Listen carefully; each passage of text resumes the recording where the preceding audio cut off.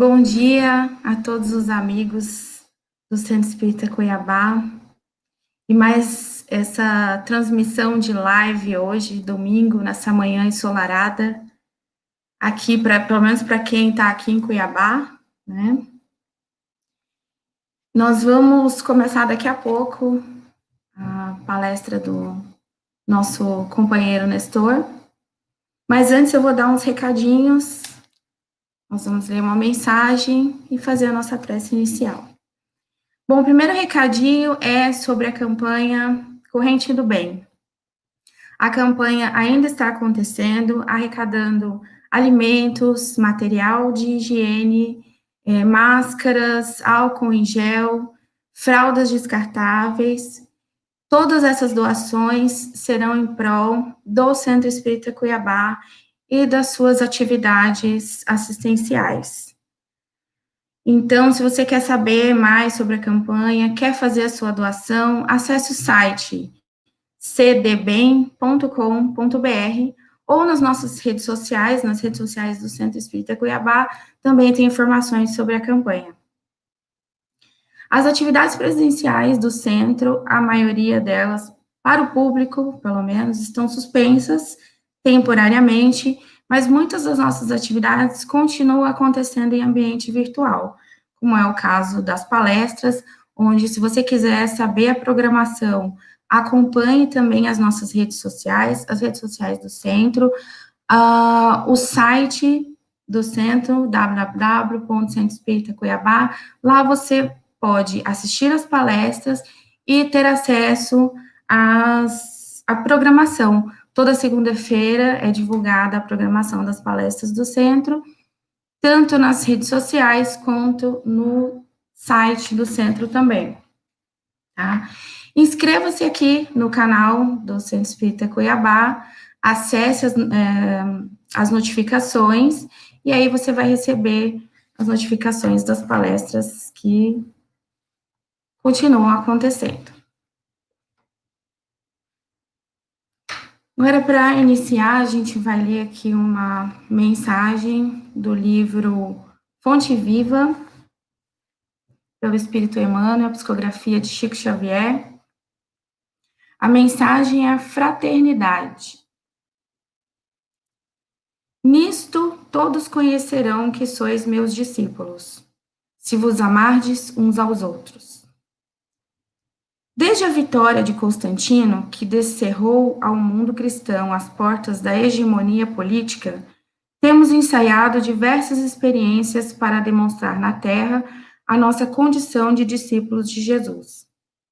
Organizamos concílios célebres, formulando atrevidas conclusões acerca da natureza de Deus e da alma, do universo e da vida. Incentivamos guerras arrasadoras que implantaram a miséria e o terror naqueles que não podiam crer pelo diapasão da nossa fé. Disputamos o sepulcro do Divino Mestre, brandindo a espada mortífera e ateando o fogo devorador. Criamos comendas e cargos religiosos, distribuindo o veneno e manejando o punhal. Acendemos fogueiras e erigimos cadafalsos, inventamos suplícios e construímos prisões para quantos discordassem dos nossos pontos de vista. Estimulamos insurreições que operaram o embate de irmãos contra irmãos, em nome do Senhor, que testemunhou na cruz o devotamento à humanidade inteira. Edificamos palácios e basílicas, famosos pela suntuosidade e beleza, pretendendo reverenciar-lhe a memória, esquecidos de que ele, em verdade, não possuía uma pedra onde repousar a cabeça. E ainda hoje alimentamos a separação e a discórdia, erguendo trincheiras de incompreensão e animosidade uns contra os outros, nos variados setores da interpretação. Entretanto, a palavra do Cristo é insofismável. Não nos faremos titulares da Boa Nova simplesmente através das atitudes exteriores. Precisamos, sim, da cultura que aprimora a inteligência, da justiça que sustenta a ordem, do progresso material que enriquece o trabalho e de assembleias que favoreçam o estudo. No entanto, toda a movimentação humana sem a luz do amor, pode perder-se nas sombras. Seremos admitidos ao aprendizado do Evangelho, cultivando o reino de Deus que começa na vida íntima. Entendamos, assim, a fraternidade pura e simples, amparando-nos mutuamente. Fraternidade que trabalha e ajuda, compreende e perdoa, entre a humildade e o serviço, que asseguram a vitória do bem. Atendemo-la onde estivermos, recordando a palavra do Senhor, que afirmou com clareza e segurança: Nisto todos conhecerão que sois meus discípulos, se vos amardes uns aos outros.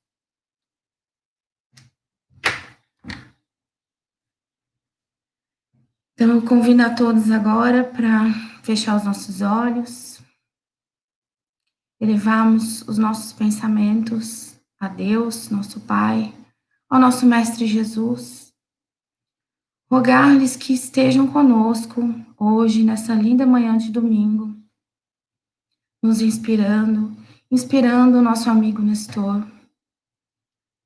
nos ajudando a absorver esse conhecimento para que possamos nos transformar intimamente e sermos assim mais fraternos uns com os outros. Obrigada, Pai, pela oportunidade de, mesmo à distância, estarmos reunidos hoje em prol do conhecimento, absorvendo um pouco do Consolador prometido por Jesus.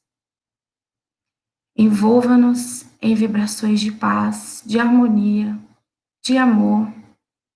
Que todos tenhamos um ótimo domingo, uma excelente semana e uma ótima palestra.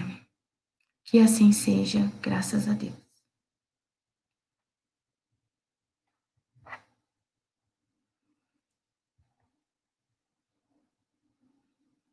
Nestor, contigo agora. Ok. Arrumando aqui. Um ótimo dia a todos, um ótimo domingo. Um restinho de frio aqui em Cuiabá. Ainda o tempo com muita fumaça, infelizmente. Mas o calorão deu uma trégua de 3 dias, como sempre faz. Mas hoje já voltaremos logo mais aos 40, 41 graus. Nossa terra é terra de muito calor, mas também de muito calor humano. É uma bênção, não temos nada a reclamar, mas agradecer por estarmos acolhidos por essa terra abençoada. Nós, hoje, vamos trabalhar o tema violência, armas, uma visão cristã. Nestes breves minutos que nós temos aqui para trabalhar esse assunto, será muito importante que nós nos concentremos em qual é a posição de Jesus em relação a essas situações. Situações com as quais ele conviveu de perto, mas que ainda hoje, 2020 anos depois, ainda fazem parte da nossa sociedade. Mas antes de falarmos desse assunto, é interessante nós refletirmos sobre um fato. Ainda ontem, quando nas redes sociais o Centro Espírita Cuiabá informou, divulgou que nós teríamos essa palestra com esse tema, uma pessoa, uma amiga minha, lá do Nordeste do Brasil, ela falou assim, acho que precisa corrigir esse tema. Está escrito violência e armas, uma visão cristã. Não deveria ser uma visão espírita? Ela não é espírita e fez essa pergunta. Então, vejamos que, para muitas pessoas, o espiritismo é algo muito distante do cristianismo. Não tem nada a ver. As pessoas têm direito de pensar assim, sobretudo as pessoas que não estão estudando, que não estão lendo, que não têm conhecimento.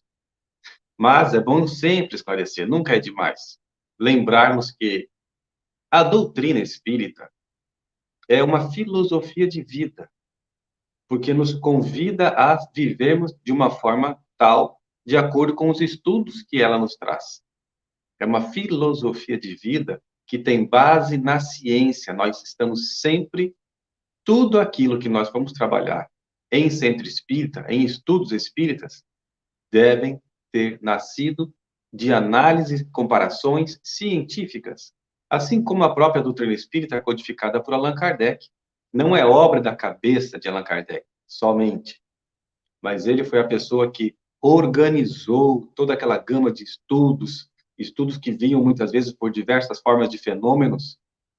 As mesmas questões que ele formulava aos espíritos era respondido por um médium numa cidade e por outros mesmos médiuns em outras cidades, e todas respondiam da mesma forma, dando segurança científica de que não se tratava de um fenômeno vão, mas sim de algo que era trabalhado, estudado, comparado, razão pela qual ele dizia que era preferível rejeitar uma mentira do que aceitar 9 verdades. Ou seja, não é possível que na doutrina espírita nós aceitemos mistificações, mistura de outras coisas que não sejam fatos cientificamente estudados e comprovados. Até por isso, Allan Kardec advertiu que se um dia a ciência comprovasse que a doutrina espírita estava equivocada, que nós deixássemos a doutrina espírita e continuássemos com a ciência. Acontece que anos depois, sucessivamente, a ciência só vem comprovando os postulados que a doutrina espírita nos trouxe. Portanto, é uma filosofia de vida que nos propõe vivermos para o bem, para o amor, para a paz, para a fraternidade. Tem bases científicas, mas também tem consequências religiosas, porque está a nos religar ao ser maior, mais inteligente, supremo de todo o universo, que é Deus. Então, é uma filosofia de vida, é uma ciência e nos religa a Deus, realizando o papel da religião. Mas, neste tentame, no religar a Deus, a doutrina espírita nos traz Jesus como sendo o governante do planeta Terra, desde antes de o planeta ser criado, desde antes de que aquela massa física se deslocou do Sol e se colocou a tal distância que possibilita a vida humana na Terra, a vida de todas as criaturas na Terra, ali já estava Jesus governando aquelas situações todas. O ser mais perfeito que Deus nos oferece, para que seja, portanto, nosso governador, nosso guia, nosso exemplo maior, nosso modelo, encarnou na Terra em momentos de necessidade, porque a violência era muito generalizada, a falta de amor, de fraternidade já estavam prejudicando demais a evolução do planeta.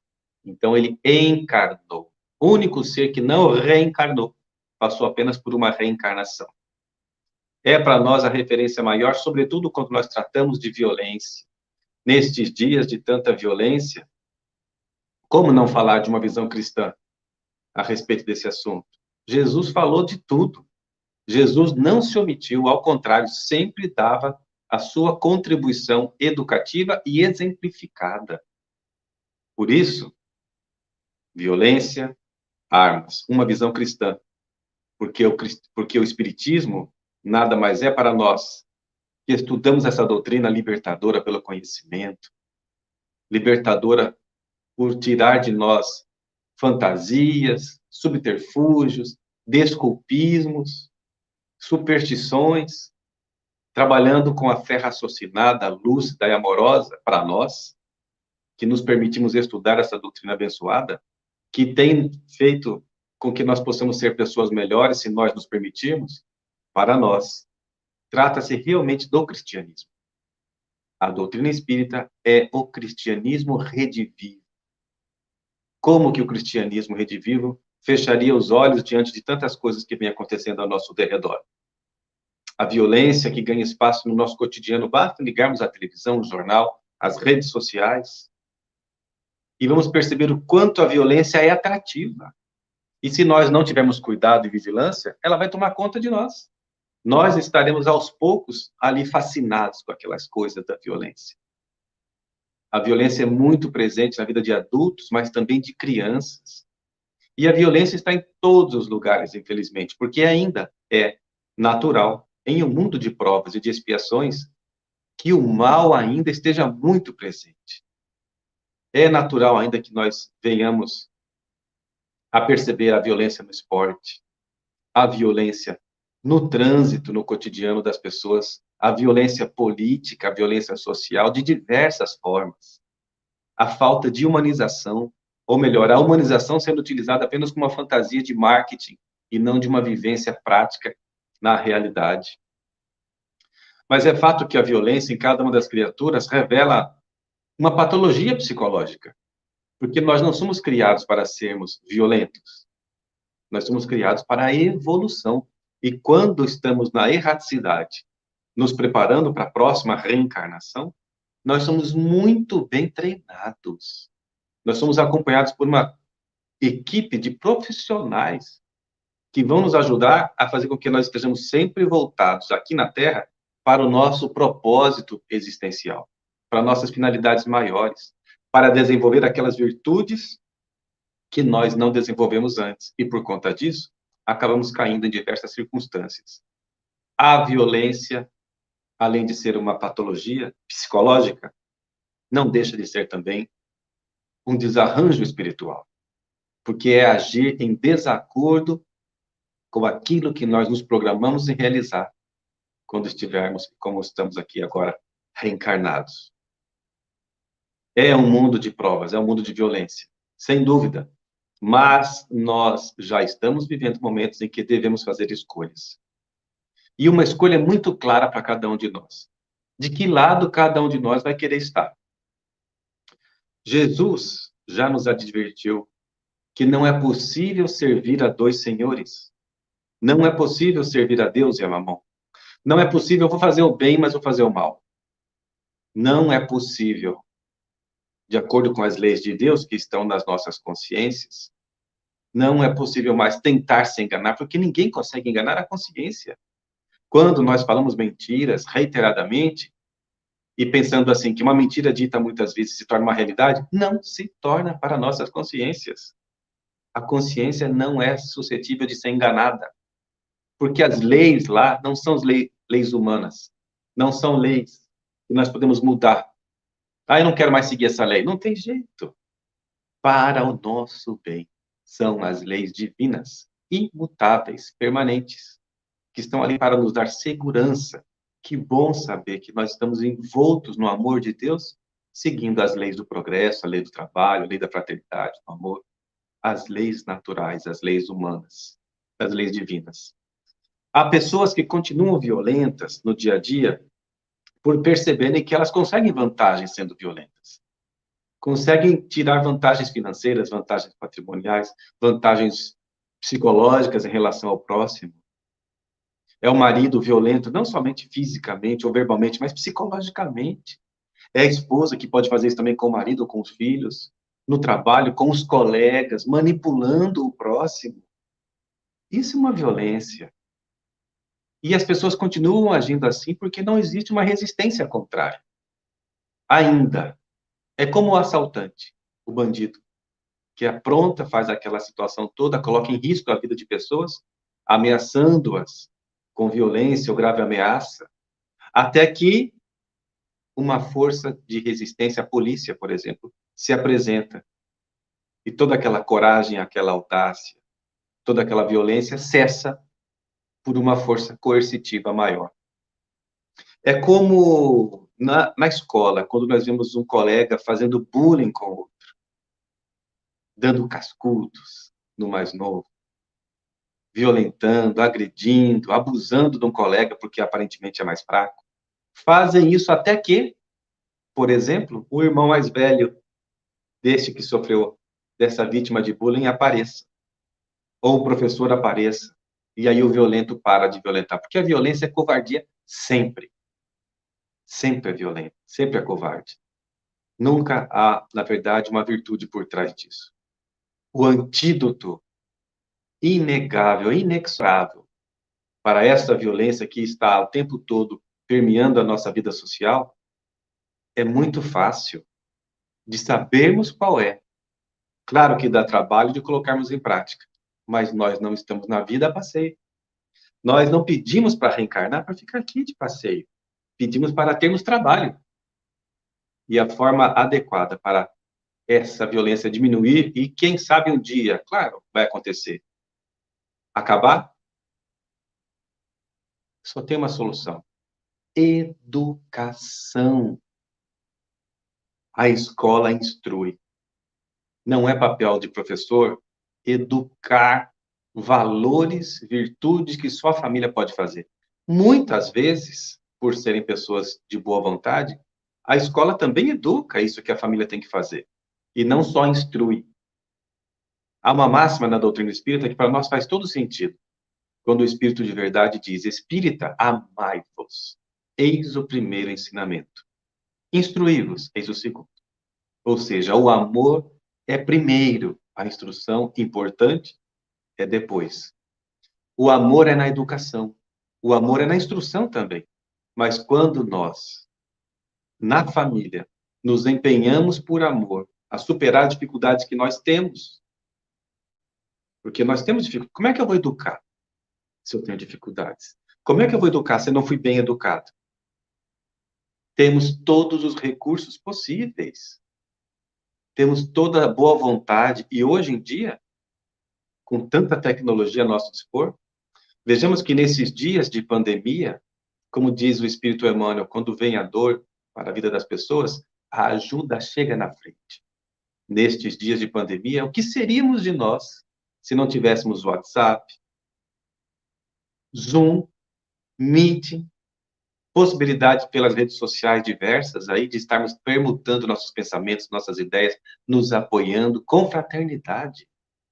Temos tantos recursos, então não é possível mais, não é mais lícito, moralmente falando, que nós venhamos alegar: eu não posso educar bem meus filhos, eu não posso educar bem aqueles que estão tutelados a mim, porque não recebi essa educação. Não faz sentido, porque a lei maior é de progresso. Amor, trabalho, progresso. A lei de Deus é de trabalho incessante. Jesus disse que o Pai trabalha e eu trabalho com ele. Nós estamos sempre trabalhando e podemos buscar os livros, os recursos da internet, as experiências de outros amigos, os pais, os avós, as pessoas mais experientes na vida. Tudo é motivo, então, para que nós venhamos a nos equipar melhor para sermos bons educadores. Em casa, por exemplo, ensinando o filho a não inventar apelidos pejorativos para seus amigos. É muito natural nas famílias haverem apelidos, não é? Entre os amigos, desde a infância, apelido. Quantos Tones nós conhecemos, que na verdade é Antônio, ou Tonho, a forma carinhosa que a família chama, não é? Quantas Jaquelines se tornam Jaque?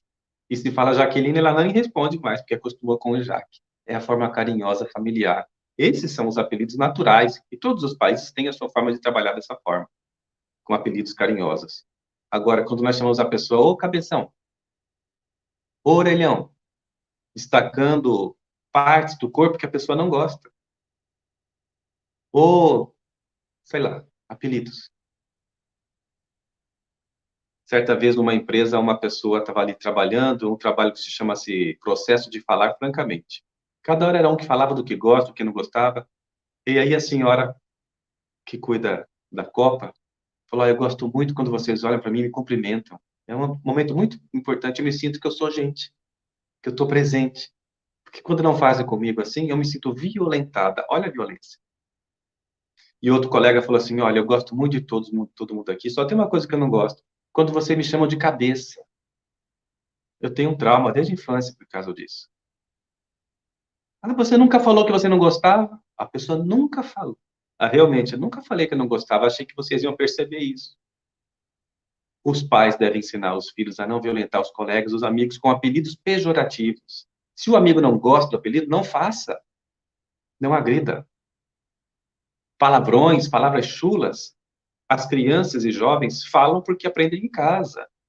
É claro que também aprendem fora, aprende com os colegas nas ruas, nas escolas, mas se os pais colocam limite e colocam: isto aqui não é adequado, não é da educação, você vai ter prejuízos em sua vida se continuar com esse tipo de palavreado. E dar exemplos, porque não adianta falar e continuar xingando. É importante que nós façamos esforços de educação, de paz, de fraternidade. Jesus veio dizer aqui para nós que não veio descumprir a lei de Moisés, ao contrário, os 10 mandamentos, sobretudo, veio dar verdadeira executoriedade a estas leis. Então, a lei de amor é a lei maior. Amor, justiça e caridade. Todas as vezes que estivermos agindo para conosco ou para com outrem, pensarmos, estou agindo com justiça? Estou agindo com amor? Estou agindo com caridade? Porque se não estivermos agindo, se não estou sendo amoroso, justo e caridoso, essas três peneiras ele está sempre passando pela nossa autoanálise. Se não estou sendo justo, amoroso e caridoso para comigo, natural que não vou ser assim para com o próximo. Vejamos, amar a Deus acima de todas as coisas, amar a Deus, nosso Pai, que tudo nos dá, nos oferece, nos oportuniza.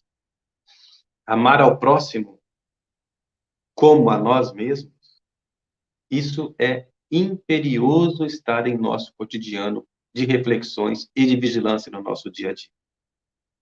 Porque nós amamos a Deus amando ao próximo, sobretudo. Amamos a Deus de diversas formas, mas, sobretudo, por meio do amor ao próximo. E nós amamos ao próximo só se nós nos amarmos. É bem verdade que, então, precisamos inicialmente amarmos a nós mesmos, nos autovalorizarmos, autorrespeitarmos, confiança em nós mesmos, carinho, cuidado para conosco mesmos. Porque ao fazer assim, ao fazer esse bem que não é ser egoísta, mas é se valorizar, nós conseguiremos fazer ao próximo também. Porque se eu não me respeito, se eu não me cuido, se eu não me valorizo, como é que eu vou fazer isso em relação ao próximo? É natural que eu não venha a fazer. Então, a proposta de Jesus, amar a Deus, amar ao próximo como a si mesmo, o amor a si mesmo e amar ao próximo se tornam simultâneos quando nós exercitamos o amor a nós mesmos, o auto-amor. Quando nós nos valorizamos, conseguimos valorizar o próximo. Porque se nós nos violentamos, é natural que vamos também violentar o próximo. Não temos mais tempo a perder. É hora de decidir de que lado nós queremos estar na vida. O lado da violência ou o lado cristão? Para nós cristãos, mas porque existem pessoas na Terra que nunca ouviram falar de Jesus e nem por isso têm uma vida mais pacífica e pacificadora. Então vejamos, Jesus viveu a violência de diversas formas. Foi vítima da violência, mas nunca violentou. Nunca foi conivente.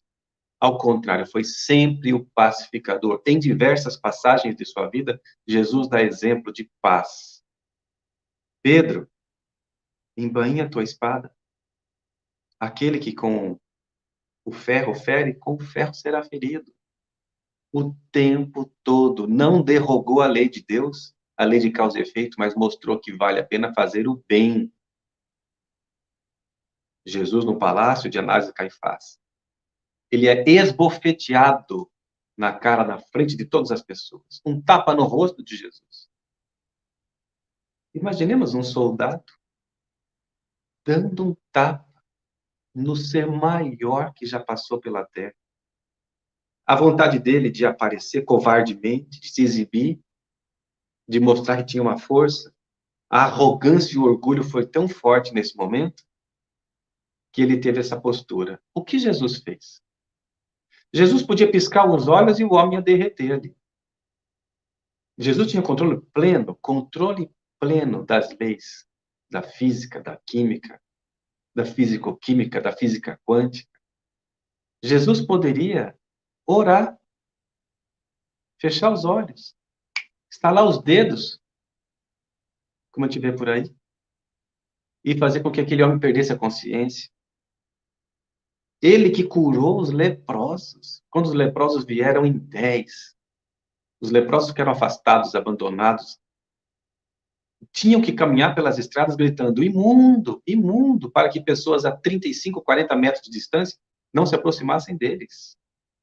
Porque se uma pessoa leprosa fosse vista na cidade, era direito das pessoas apedrejar os leprosos.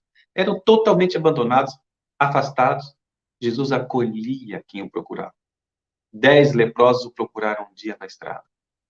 Os apóstolos ficaram assustados, com medo, porque aprenderam a ter medo dos leprosos. Era da lei da violência da época. E Jesus não se moveu, não fugiu. Ao contrário, sorriu, um sorriso leve de ternura. E os leprosos, Senhor Jesus, nós sabemos que se o Senhor quiser, o Senhor pode nos curar. Então pediram para que Jesus os curasse. Jesus falou apenas, quero. Nesse momento, uma energia tomou conta de cada um deles, sentiram as peles estremecendo o corpo todo e foram vendo que as feridas iam sendo curadas. Começaram a se tocar, se abraçar, chorar emocionados. Felizes da vida foram embora os 10, curados. Depois de algum tempo, apenas um voltou, correndo, esbaforido, cansado, se prostrou aos pés de Jesus e veio agradecer. Senhor, eu venho te agradecer, o Senhor me deu a vida novamente. Eu posso voltar para a minha vida. Jesus falou assim, não precisa se agradecer. Levanta-te. E ele assim, olhando, cadê os outros que o Senhor curou? Ninguém respondeu. Porque os outros não voltaram ingratos. E muitos estavam ali, alguns minutos depois, já nos prostíbulos, abusando das bebidas, das comidas, do sexo desregrado, maltratando aos outros, perdendo a oportunidade da moratória que Jesus havia concedido. Porque Jesus podia fazer qualquer coisa. Como o soldado que lhes bofeteou no rosto, naquele momento crítico da sua vida, o que fez Jesus? Não permaneceu inerte. Fez uma pergunta reflexiva. Ora, se eu não fiz nada de errado, por que me feres? Agora, se eu fiz alguma coisa, me explique o que eu fiz. Por que me feres? Colocando os pingos nos is, sem anuência com a violência. Isso é registrado em toda a história. Jesus jamais anuiu com a violência.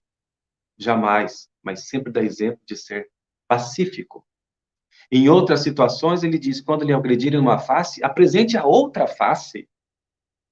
Não quer dizer, Jesus, que nós sejamos masoquistas, ficar apanhando de um lado, do outro. Não é isso. Não é da lei de Jesus, não tem como fazermos uma análise teleológica de todo o evangelho e dizer que Jesus era uma pessoa sangue de barata. Claro que não. Era da paz. Quando lhe agredirem em uma face, mostre a outra face. A face da razão, do bom senso, da ética, da fraternidade, a face das suas virtudes que você já está desenvolvendo. Essa é a proposta da paz de Jesus.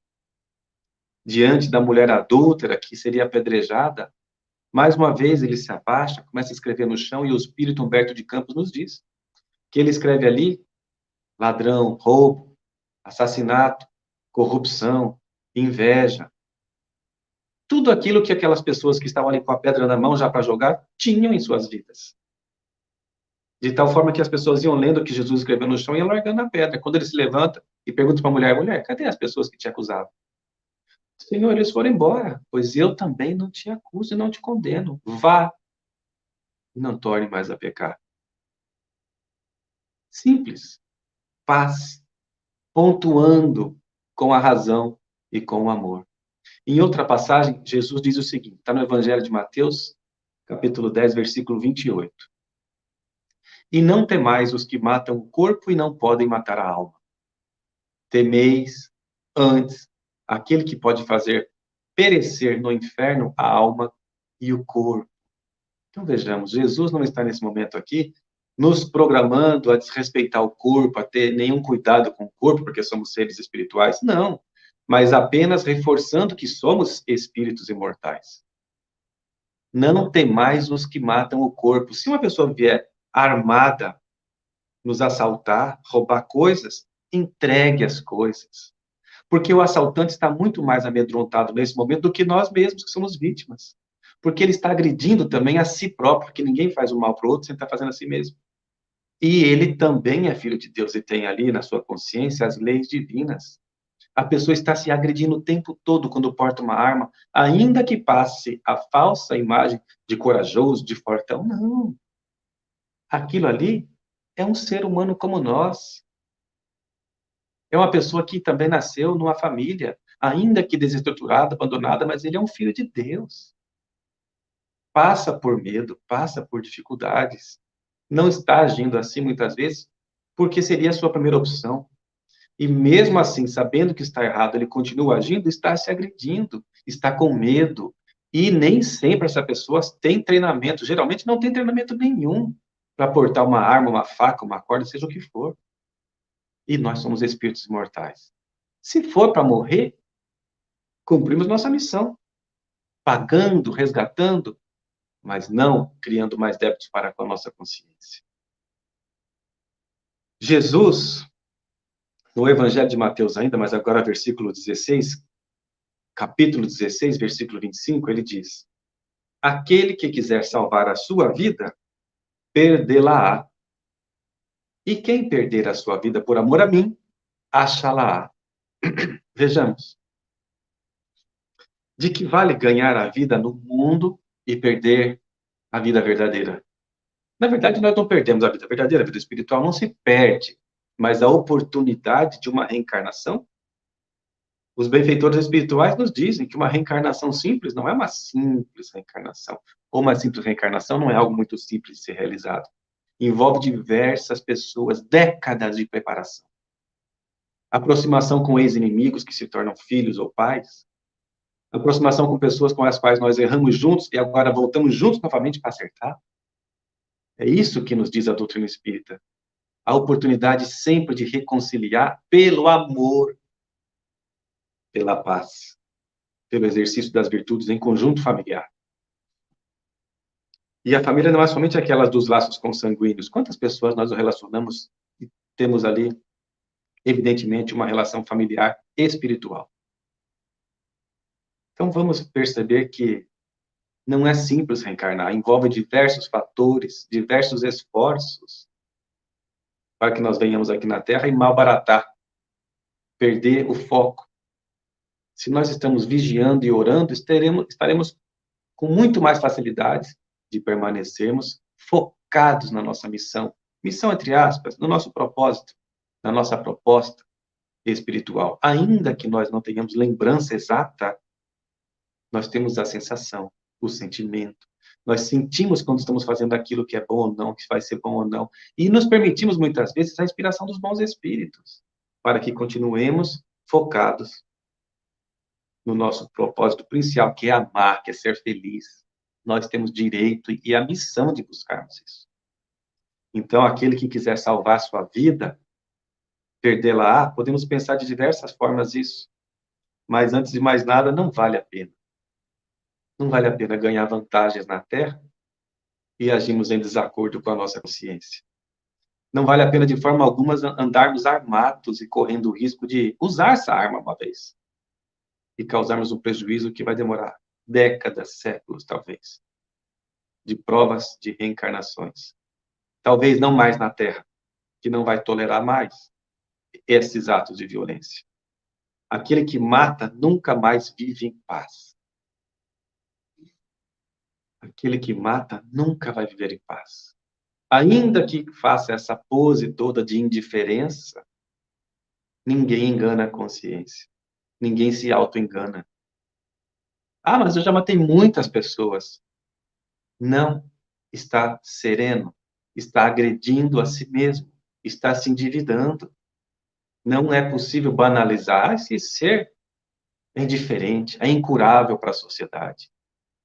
Ninguém é incurável para a sociedade. Uma hora, o violento que tirou a vida de tantas pessoas, ou de uma só, uma hora. Seja nesta encarnação, ou depois no mundo espiritual, com dores e juros e correções monetárias da contabilidade divina falando, uma hora a pessoa vai cair em si.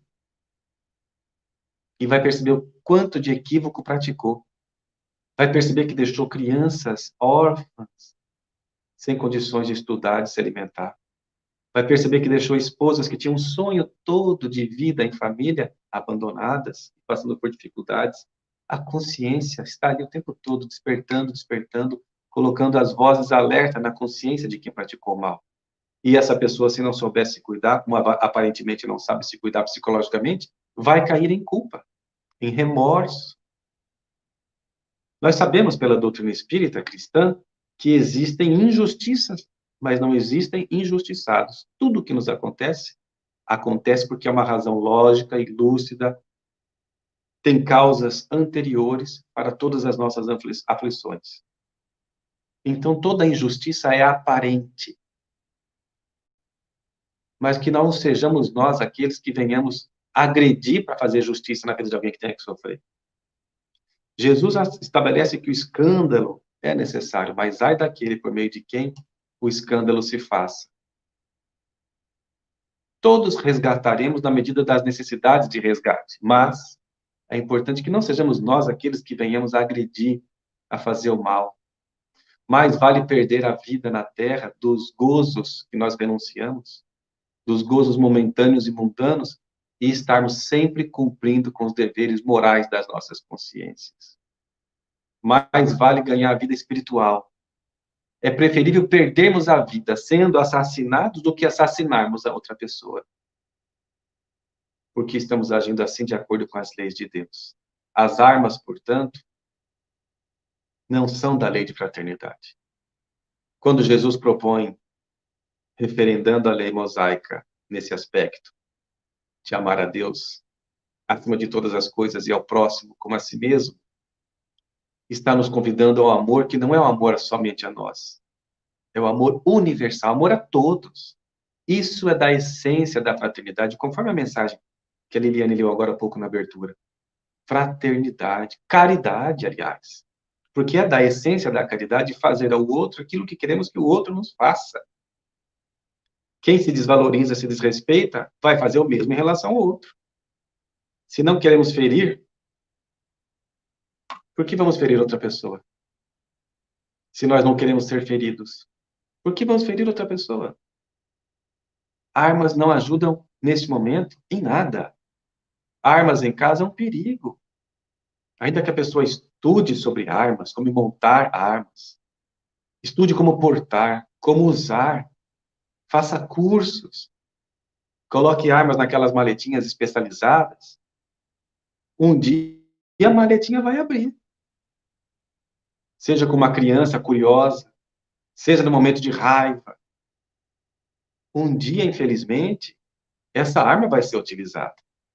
Quantas vezes pais limpando a arma acabam tirando a vida de uma criança, de uma esposa, por acidente?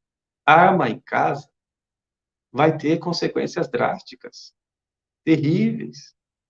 Armas de brinquedo que pais dão para crianças. Armas de brinquedo, para quê? Para treinar a criança para fazer o quê? Porque a criança treina brincando. Vamos falar daqui a pouco mais de treinamento. Mas uma coisa importante que queremos falar, isso é muito interessante e talvez seja um dos pontos ápices da nossa reflexão, é a ideia de que quem se arma pensa em usar a arma, pensa em ferir, pensa em matar. Pessoas que usam armas muitas vezes assumem posturas estranhas na sua personalidade, ao mesmo tempo corajosas e amedrontadas, porque não é possível enganar a consciência que está o tempo todo dizendo, não use, e a pessoa está usando. Ah, eu sei usar na hora certa, eu fiz curso.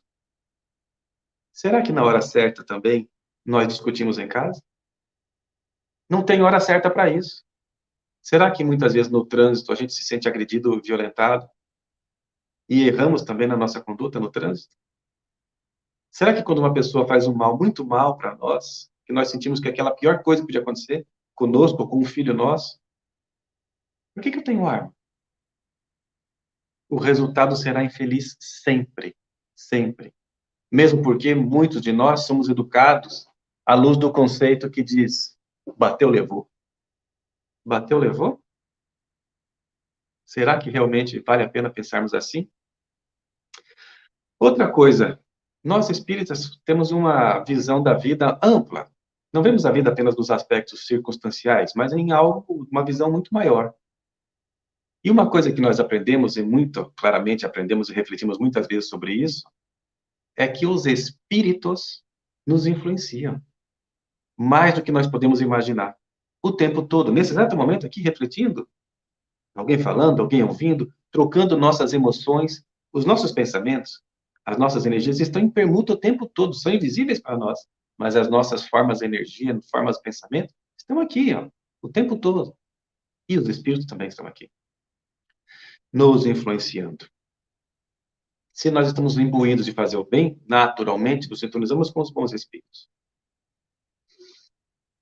Mas todos nós temos inimigos do passado, porque em vidas passadas, Nós, pelos nossos erros, pelo nosso egoísmo e orgulho, que ainda estamos tentando depurar, nós conseguimos conquistar inimigos. Nós não os enxergamos, mas eles têm contato conosco. Nós vibramos de tal forma que eles sentem a gente. E muitos querem se vingar de nós. Não percebem que nós estamos agora preparados, esforçando-nos para fazermos algo melhor, para fazer o bem. Eles não percebem isso. O que muitas vezes esses espíritos querem é fazer justiça com as próprias mãos, vingança, e espera o momento adequado para se vingar de nós. Será que esses espíritos não estão, muitas vezes, colocando em nossa cabeça a violência? Principalmente quando nós descuidamos dos valores espirituais, caímos no nosso processo de vigilância? E se nós estivermos portando armas, será que não seremos ainda mais fantoches nas mãos desses espíritos que podem querer fazer mal para nós? Diante de qualquer situação calamitosa, é melhor ser vítima do que ser algoz, diz Gandhi. É melhor sofrer do que provocar sofrimento. Porque tudo que nos acontece, há uma razão para que aconteça. Todo bem que nós fizemos vai nos gerar situações agora de também experimentarmos o bem. Todo mal que nós fizemos, equivocamos, vamos ter a chance também de resgatar esse mal, fazendo o bem, ou passando pelo sofrimento, mas com dignidade, mas jamais produzindo mais sofrimento. Essa é uma escolha que não é lúcida, não é inteligente. Vemos hoje as pessoas defendendo o uso de armas, o porte, a posse. Políticos eleitos pelas pessoas. Existe no Brasil a tal bancada da bala. Quem será que financia as campanhas eleitorais desses políticos? Senão aqueles que fabricam as armas, as munições. Claro que eles querem que esses políticos ganhem e trabalhem para que as armas sejam comercializadas livremente cada vez mais. Essas armas que matam, que ferem, não são armas ali para serem usadas pelas polícias, que têm a preparação adequada para o exercício profissional, não. Essas pessoas estão dizendo, você tem que andar armado, porque há tanta violência na rua que você tem que estar violento também. Olha. E o que é curioso é que essas pessoas que defendem isso são também da bancada religiosa, são parlamentares eleitos por nós, que muitas vezes são pastores, são missionários, são religiosos das diversas religiosidades aí. Mandam comprar arma e depois estão pedindo para Deus perdoar, ajudar. Estão pregando o evangelho e pregando o uso da violência. Não faz sentido. Como conciliar a apologia que existe hoje na sociedade, na política brasileira, com a vida religiosa cristã, se Jesus não pregou a violência e viveu a paz? Em que momento Jesus pregou a violência? Em que momento ele foi desamoroso, descaridoso? Em que momento Jesus feriu ou matou alguém? Ele andava armado, por acaso? Ele viveu o amor, viveu a esperança, viveu a paz, viveu a fraternidade. A escolha de cada um. Quer se endividar perante a consciência?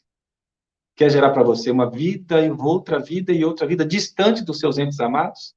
Por conta do mal que você está fazendo, de portar arma e dar maus exemplos?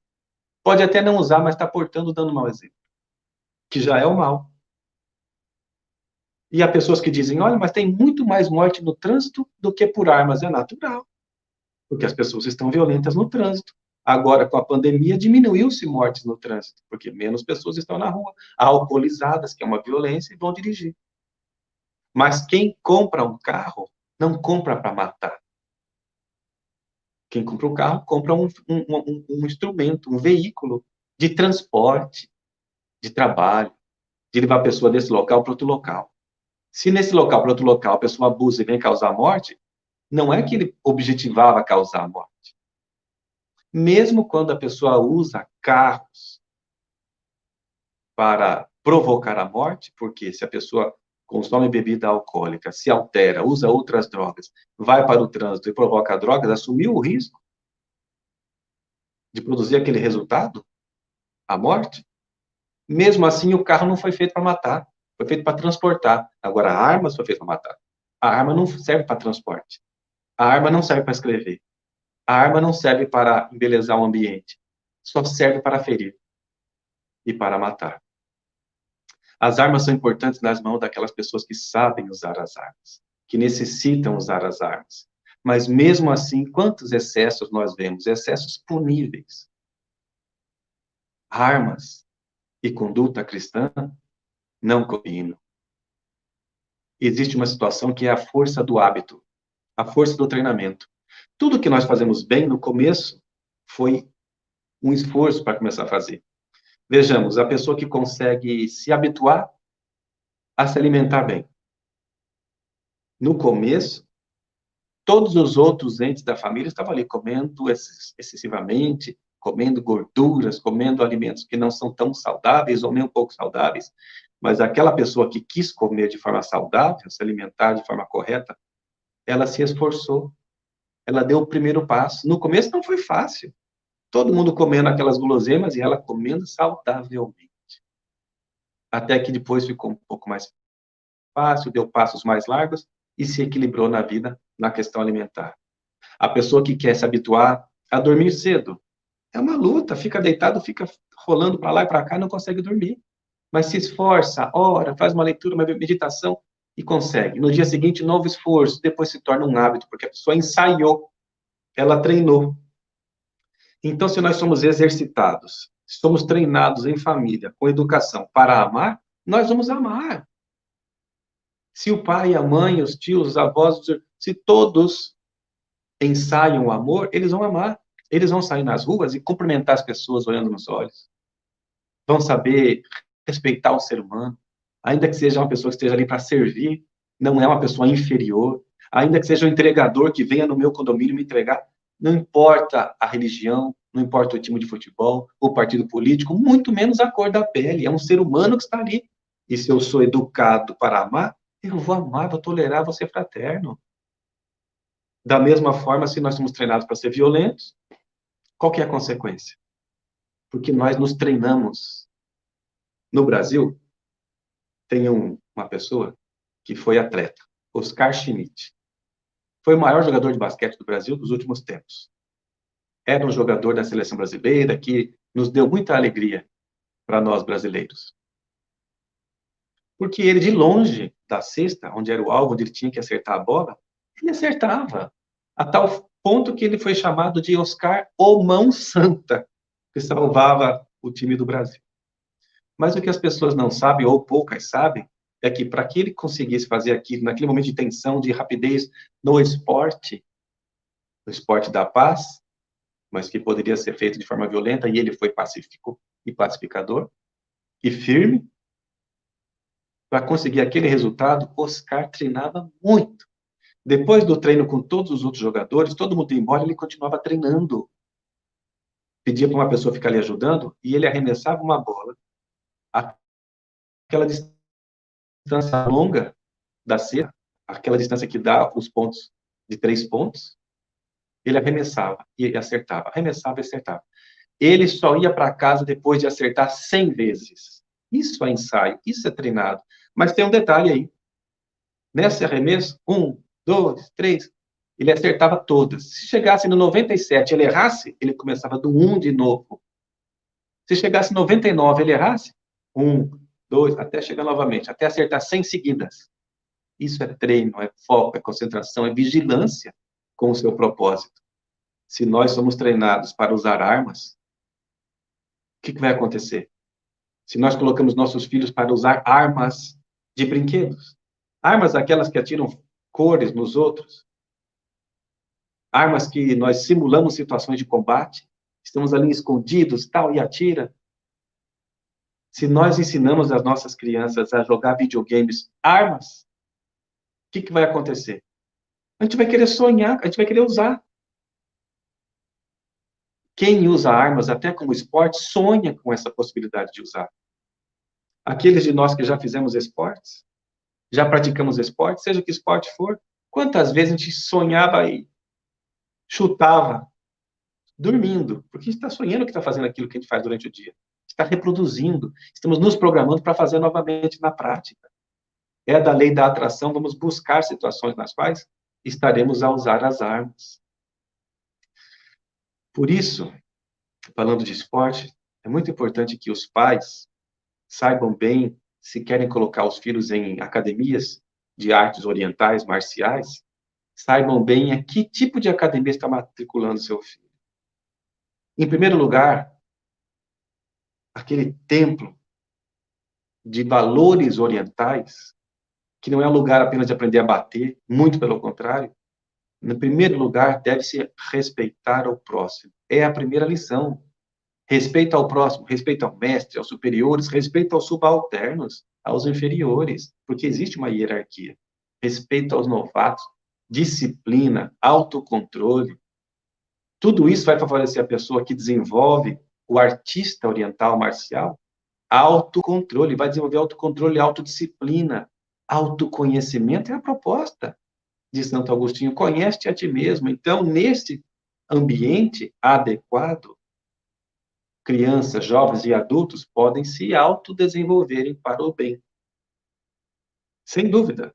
Por isso, os pais devem estar ali convivendo com as pessoas, convivendo com o professor, conhecendo o ambiente. Porque se a academia ensinar só a bater, não presta. Pai, tira seu filho daí. Se o professor for arrogante, daquele que até bate em alunos para mostrar que é o bom, tira seu filho daí. Porque você, pai, é responsável. Nós tenhamos cuidado, então, porque se o aluno de esportes, como judô, taekwondo, karatê, jiu-jitsu e tantos outros esportes, que são artes marciais, que veio do mundo oriental para nós. Se o aluno está ali apenas para aprender a bater, ele se torna uma arma exibicionista, arrogante, sem autocontrole. É a mesma coisa de colocar arma na mão de uma pessoa. Uma hora vai utilizar. Jovens que invadem escolas. Vemos nos noticiários infelizes. Jovens invadindo escolas armados e começam a atirar em quem passa pela frente. Servidores da escola, colegas, professores. E o que está na origem disso tudo? A pessoa foi treinada para isso e os pais não perceberam, ou perceberam e fizeram vistas grossas. Treinou-se em videogames, em laboratórios domésticos, em simuladores de como fazer isso. É lastimável ver que nas televisões tem um canal que você coloca ali, futebol. É um esporte, é bom, mas pode ser usado para violência, de acordo com a postura moral de cada atleta. Mas você troca de canal, está ali. Campeonato Mundial de Violência, de videogame atirando nas pessoas. Tem um jogo ali, outros tantos que a gente percebe, que ensina a matar. Quem busca matar, vai matar. Quem busca violência, vai receber violência. É da lei de causa e efeito, da lei de atração. O que nós queremos para nossa família, para nossa sociedade? Produzir assassinos? Ensinar filhos, adolescentes a atirar? Como é que nós podemos saber se num desses momentos de puberdade, em que os hormônios estão à flor da pele, a pessoa fica nervosa, seja por ciúme, por inveja, por raiva, por um momento de falta de lucidez, a pessoa vai utilizar a arma. Porque ali no corpo de criança, adolescente, tem um espírito com débitos de reencarnações passadas, com vícios. Está na nossa casa para domar as más inclinações e não para nós levarmos para o mal. Por isso, já estamos acabando o nosso tempo. Santo Agostinho, no Evangelho segundo o Espiritismo, tem uma pergunta que ele faz ali ao tratar da ingratidão dos filhos em relação aos pais. Que os pais, quando desencarnarem, chegarem no mundo espiritual, vão ser recebidos pelos benfeitores e vão perguntar: o que fizeste do filho que foi confiado à sua guarda? Se o filho se adiantou, você terá o êxito, o bem, vai estar feliz por ver aquilo que você fez de bem para o seu filho e ele se tornou um cidadão de bem. Isso é educar. Agora, se o filho permaneceu parado, estacionado, não evoluiu, contraiu mais dívidas, fez o mal, aprendeu a matar, a atirar, vai sentir a dor da ingratidão do filho. Porque um dia o filho vai perceber que, olha, eu virei isso porque meu pai não me educou, porque minha mãe não me educou, não me deu limites. E o filho vai se voltar contra os pais. E mais do que isso, vai sofrer os pais. Os pais vão sofrer de ver os filhos envolvidos em dramas, em conflitos, em situações tão complexas que vai demorar muito tempo se a pessoa quiser se auto-recuperar. Não ensinemos a violência, ensinamos a paz, vivendo a paz. Porque nós também temos instinto de violência. Somos seres ainda pouco evoluídos, mas devemos viver a paz em nós. A paz do mundo começa em mim, diz Nando Cordel. A paz do mundo começa em mim. Se eu tenho amor, com certeza sou feliz. A paz começa em nossa intimidade. Vejamos, a doutrina espírita não é contra a legítima defesa. Mas, na questão 748, os espíritos dizem a Allan Kardec, esclarecendo que o agredido pode preservar sua vida sem atentar contra o agressor. E quando isso acontece, deve sempre fazer assim. Autopreservação, autocuidado, mas sem produzir mais violência. Gandhi, já falamos dele, modificou a vida de uma nação de milhões de pessoas sem nunca pegar numa arma, sendo um apóstolo da não violência. E nós encerramos aqui lembrando do caso de, inspirada em Gandhi, muitas pessoas de pele negra nos Estados Unidos, que viveram o racismo como vivem até hoje, mas nos anos 60, era anos 50, era muito mais forte. E teve uma senhora de nome Rosa Parks. Ela se recusou num ônibus, no dia 1º de dezembro de 1955, ela se recusou num ônibus coletivo de ceder o lugar para uma pessoa de pele branca, um homem, se sentar. E, com base nisso, depois reuniu-se um grande evento com pessoas pacíficas de todas as raças, trabalhando pela igualdade, muitos presentes lá, inclusive Martin Luther King. E, naquele momento, resolveram fazer um boicote que durou 381 dias. As pessoas de pele escura, lá nos Estados Unidos, dizem pessoas pretas, de pele preta, não falam negro como no Brasil. As pessoas black people nos Estados Unidos ficaram 381 dias sem entrar num ônibus coletivo. O que aconteceu? As empresas de ônibus começaram a quebrar, porque era uma população mais pobre, a população negra, digamos assim, quem fazia uso desses veículos. E eles necessitavam desse tipo de passageiro para que pudesse se manter. E somente com a mudança, em 1956, da lei, que permitiu que pessoas de todas as raças e etnias pudessem estar juntas, sentadas nos transportes coletivos, somente com o advento dessa lei, as pessoas, todas elas voltaram a frequentar os ônibus. Isso é a não violência. Não fez mal para ninguém, só fez o bem e produziu a paz. Para que ensinar os filhos, adolescentes, a trabalhar com armas? A gente não só quer comida, a gente quer comida, diversão e arte. Há tantas formas de cultura, de esportes. O que eu estou produzindo? O que eu estou postando em redes sociais? Será que produz a paz? Ou eu não estou agindo de acordo com a minha consciência? Façamos essa reflexão. Vamos orar, agradecendo a Deus. Fechemos nossos olhos, meus irmãos. Vamos orar juntos. Senhor Jesus, luz das nossas vidas, que aquece nossas almas, que indica o roteiro seguro da paz, do amor, da felicidade verdadeira, que nos inspira a fazermos o melhor, amando-nos, amando ao próximo, amando a Deus, sendo fraternos, vivendo aquilo que nós pregamos, buscando praticar o bem que nós estudamos, ainda que tenhamos muitas falhas. Senhor Jesus, ajuda-nos, Mestre, a sermos dignos de ser chamados instrumentos da tua paz, como nos ensinou Francisco de Assis. Onde houver ódio dentro de mim, que eu leve paz, que eu me acalente.